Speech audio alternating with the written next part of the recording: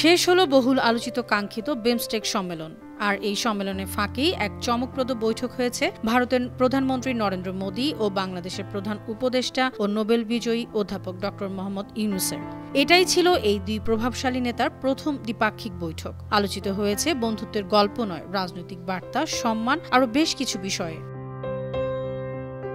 প্রধান উপদেষ্টার প্রেস সচিব শফিকুল আলম জানিয়েছেন, মোদী বৈঠকে ইউনূসকে অত্যন্ত সম্মান জানিয়েছেন।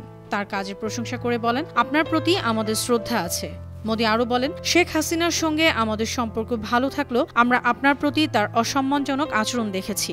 বিশ্লেষকরা বলছেন, কূটনৈতিক ভাষার মধ্যে এমন খোলামেলা মন্তব্য খুব কমই শোনা যায়। এছাড়াও ডক্টর ইউনূস যখন শেখ হাসিনাকে বাংলাদেশে প্রত্যর্পণের বিষয়টি তোলেন, তখন মোদী বিরূপ হননি, অনেকটাই শান্ত ভঙ্গিতে শুনেছেন। প্রেস সচিবের মতে এটা একটি ভালো ইঙ্গিত যে একদিন শেখ হাসিনাকে দেশে ফিরিয়ে আনা যেতে পারে, তাকে বিচারের মুখোমুখি দেখা যেতে পারে। বৈঠকে মোদী আরও একটি গুরুত্বপূর্ণ বার্তা দেন, ভারতের সম্পর্ক বাংলাদেশের জনগণের সঙ্গে, কোনো একক দল বা ব্যক্তির সঙ্গে নয়। কথাটা শুনে বোঝাই যায় ভারত এখন বাংলাদেশের সম্পর্কের নতুন ধারা তৈরি করতে চাইছে, যা ব্যক্তি কিংবা দল কেন্দ্রিক নয়, জনগণ কেন্দ্রিক।